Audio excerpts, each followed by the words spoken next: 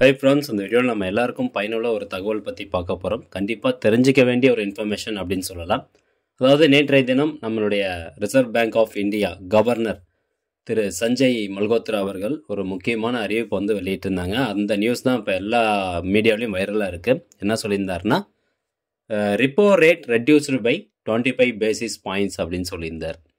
So கடந்த 5 வருஷத்தில் இப்போ தான் ஃபஸ்ட் டைம் பார்த்தீங்கன்னா இந்த ரிப்போ ரேட்டை ரெடியூஸ் பண்ணியிருக்காங்க. 25 பேசிஸ் பாயிண்ட்ஸ் வந்து ரெடியூஸ் பண்ணியிருக்காங்க.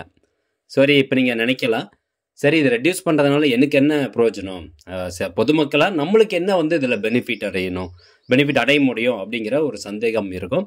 ஸோ அந்த சந்தேகத்தை தீர்க்கும் விதமாக தான் இந்த வீடியோ வந்து மேக் பண்ணியிருக்கேன். ஸோ ஃபஸ்ட்டு ரெப்போ ரேட்னா என்ன அப்படிங்கிறத நம்ம தெரிஞ்சுக்கணும்.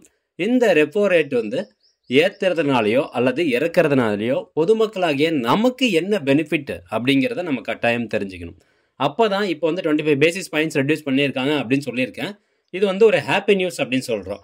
ஸோ எதை வச்சு இது நம்மளுக்கு ஒரு மகிழ்ச்சி தரக்கூடிய விஷயம் அப்படிங்கிறத நீங்கள் வந்து தெரிஞ்சுக்க முடியும். ஸோ அதுக்காக இந்த வீடியோ கடைசி வரைக்கும் பாருங்கள், முடிஞ்சவரை நிறைய பேருக்கு ஷேர் பண்ணுங்கள். சரி, ஓகே, ஃபஸ்ட்டு என்ன சொல்லியிருக்காங்க அப்படின்னு பார்க்கலாம். Reserve Bank of India in its first rate cut in nearly 5 years has lowered the repo rate by 25 basis points, which means 0.25% to 6.25% அப்படின்னு சொல்லியிருக்கிறாங்க. அதாவது இதுக்கு முன்னாடி பர்சன்டேஜ் விகிதத்தில் பார்க்கும்போது ரெப்போ ரேட் எவ்வளோ இருந்தது அப்படின்னா 6.5% வந்து இருந்தது. இப்போ 25 பேசிஸ் பாயிண்ட்ஸ் குறைச்சதுனால, அதாவது 0.25% குறைச்சதுனால உங்களுக்கு 6.25% இருக்குது அப்படின்னு சொல்லியிருக்கிறாங்க. The central bank cited easing inflation and the economy's slow growth as reasons for the cut. It's also projected the GDP growth for financial year 26 at 6.7% அப்படின்னு சொல்லியிருக்காங்க. ஸோ இது எதை பேஸ் பண்ணி இந்த ரெப்போ ரேட்டை நாங்கள் 25 பேசிஸ் பாயிண்ட்ஸ் குறைச்சிருக்கோம் அப்படிங்கிறதுக்கான ஒரு ரீசன் வந்து இதில் சொல்லியிருக்காங்க. இன்ஃப்ளேஷனை பேஸ் பண்ணியும், அதே மாதிரி ஃபினான்ஷியல் இயர் அடுத்த நிதியாண்டுக்கான ஜிடிபியினுடைய growth வந்து பார்த்தீங்கன்னா 6.7% இருக்கும் அப்படின்னு நாங்கள் கணிச்சிருக்கோம். அதனால் வந்து தற்போது 25 பேசிஸ் பாயிண்ட் ரெப்போ ரேட்டில் நாங்கள் கட் பண்ணியிருக்கோம் அப்படிங்கிற மாதிரி ரிசர்வ் பேங்க் ஆஃப் இந்தியானுடைய கவர்னர் சஞ்சய் மல்கோத்ரா அவர்கள் இந்த ஒரு நியூஸ் வந்து வெளியிட்டிருக்கிறாரு. ஸோ இதனால் என்ன பெனிஃபிட் அப்படிங்கிறத ஜஸ்ட் ஒரு சிம்பிள் லைனில் நான் சொல்கிறேன். அதுக்கப்புறம் ப்ராப்பராக உங்களை எக்ஸ்பிளைன் பண்ணும்போது எல்லாமே புரிஞ்சிடும். அதாவது ரெப்போ ரேட் அப்படிங்கிறது என்னென்னா, கமர்ஷியல் பேங்க்கு ஆர்பிஐ பேங்க்கிட்ட இருந்து கடன் வாங்குறது.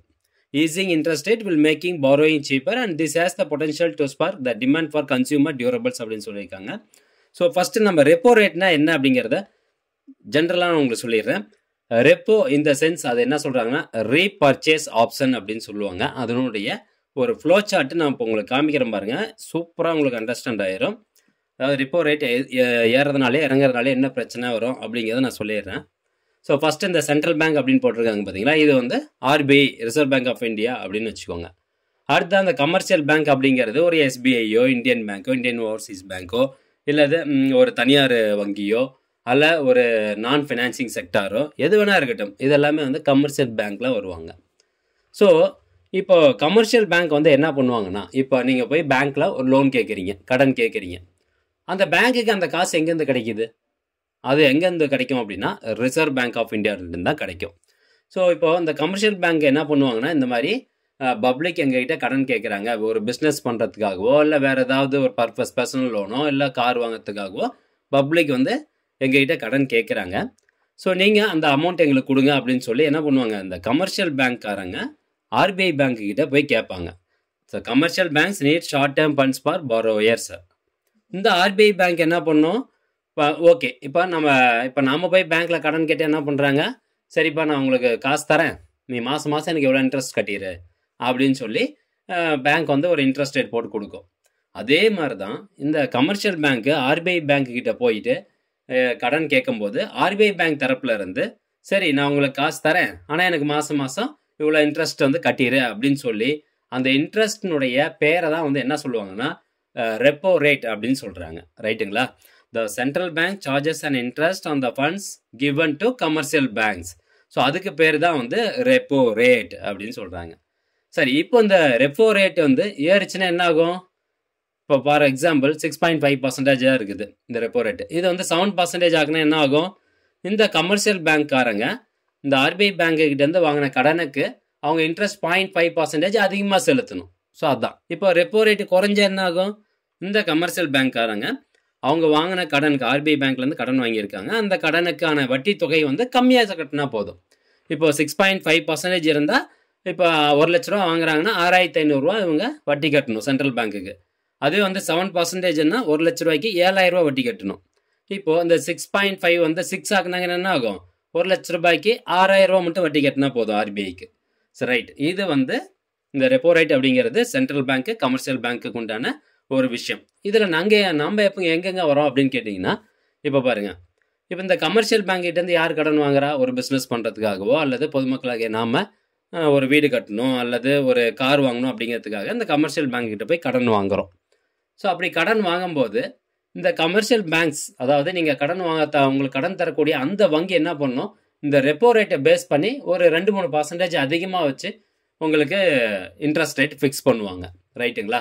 ஸோ இப்போ வந்து 6.5% வந்து ஆர்பிஐ ஃபிக்ஸ் பண்ணியிருக்காங்க ரெப்போ ரேட் அப்படின்னா, இவங்க வந்து ஒரு பர்சனல் லோனுக்கு ஒரு 9%, 12% அந்த மாதிரி, ஹோம் லோனுக்கு ஒரு 8%, 8.5% இந்த மாதிரி வந்து இன்ட்ரெஸ்ட் ரேட்டு ஃபிக்ஸ் பண்ணுவாங்க. அந்த இன்ட்ரெஸ்ட் ரேட் ஃபிக்ஸ் பண்ணுறது வந்து பார்த்திங்கன்னா இந்த ரெப்போ ரேட்டோட அதிகமாக தான் இருக்கும். ஓகே, ஏன்னா பேங்க்குக்கு வந்து சம் லாபம் நம்மகிட்டேருந்து கிடைக்கணும், அதனால் வந்து அந்த மாதிரி அதிகமாக வச்சு தான் பண்ணுறாங்க. ரைட். இப்போ இந்த ரெப்போ ரேட் குறையிறதுனால என்ன ஆகும்னா, இந்த பேங்க்காரங்க நம்மளுக்கு தரக்கூடிய அந்த லோனுக்கான இன்ட்ரெஸ்ட்டையும் வந்து குறைப்பாங்க. ரைட். ஏன்னா இது வந்து பேஸ் பண்ணி ரெப்போ ரேட் பேஸ் பண்ணி தான் இருக்குது. ஸோ அப்படி இருக்கப்போ நம்ம ஆல்ரெடி வாங்கியிருக்கக்கூடிய கடனுக்கோ அல்லது இதுக்கு மேலே வாங்கக்கூடிய கடனுக்கோ வந்து பார்த்திங்கன்னா நம்ம திருப்பி செலுத்தக்கூடிய அந்த இன்ட்ரெஸ்ட் அமௌண்ட் வந்து உங்களுக்கு குறையும். இப்போ உதாரணத்துக்கு இதில் வந்து 0.25% குறைச்சிருக்காங்க அப்படின்னா, நம்ம திருப்பி செலுத்தும் போது ஒரு 0.5% குறைச்சி நம்ம செலுத்துகிற மாதிரி இருக்கும். ஸோ அந்த வகையில் இது ஒரு மகிழ்ச்சி தரக்கூடிய விஷயம் அப்படின்னு சொல்கிறோம். ஸோ சிம்பிளாக சொல்லணும்னா, இந்த ரெப்போ ரேட் இன்க்ரீஸ் ஆச்சுன்னா நம்ம பேங்க்கு கொடுக்கக்கூடிய அந்த கடனுக்கான வட்டி தொகையும் இன்க்ரீஸ் ஆகும். அதே இந்த ரெப்போ ரேட் குறைஞ்சிச்சுன்னா நம்ம பேங்க்கு கொடுக்கக்கூடிய அந்த வட்டி தொகை நம்ம கம்மியாக கொடுக்குற மாதிரி இருக்கும். ஸோ இந்த இன்ட்ரெஸ்ட் ரேட் பர்சன்டேஜ் ஃபிக்ஸ் பண்ணுறது வந்து பேங்க் தான். ஸோ நேற்றைய தினம் தான் அந்த நியூஸ் வந்திருக்கு. உடனே ஃபிக்ஸ் பண்ண மாட்டாங்க. இதுக்கு வந்து 1 மாதம் அல்லது 2 மாதம் வந்து ஆகும். ஸோ அந்த ரெப்போ ரேட் பேஸ் பண்ணி உங்களுக்கான அந்த லோன் அமௌண்ட்டுக்கான இன்ட்ரெஸ்ட் ரேட் வந்து குறைப்பாங்க. ஓகே, அடுத்த நம்ம தெரிஞ்சுக்க வேண்டியது என்னென்னா, லாஸ்ட் 5 வருஷத்தில் எவ்வளோ இருந்தது? இப்போ கடந்த ஜூன் 2024 பார்த்தீங்கன்னா 6.5% தான் இருந்தது.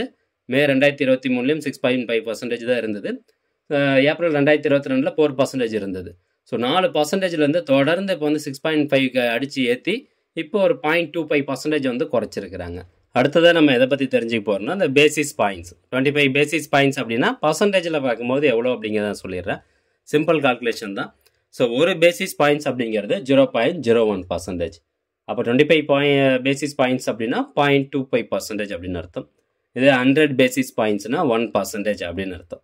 ஸோ இப்படி தான் வந்து பேசிஸ் பாயிண்ட்ஸில் சொல்லுவாங்க. இந்த ஃபினான்ஷியல் ரீதியாக வரும்போது பேசிஸ் பாயிண்ட்ஸ் பிபிஎஸ் அப்படின்னு சொல்லுவாங்க.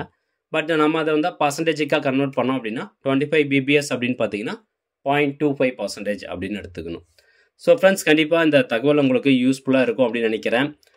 அண்டு முக்கியமாக இந்த ரெப்போ ரேட் ஏறுறதுனாலையோ இறங்குறதுனாலையோ நம்மளுக்கு என்ன லாபம் அப்படின்னு சொல்லிட்டேன். ஸோ கண்டிப்பாக இந்த தகவல் உங்களுக்கு யூஸ்ஃபுல்லாக இருக்கும் அப்படின்னு நினைக்கிறேன். முடிஞ்ச அளவுக்கு இந்த இன்ஃபர்மேஷன் நிறைய பேர் ஷேர் பண்ணுங்கள். மீண்டும் அடுத்த ஒரு நல்ல பதிவில் சந்திக்கலாம். நன்றி, வணக்கம்.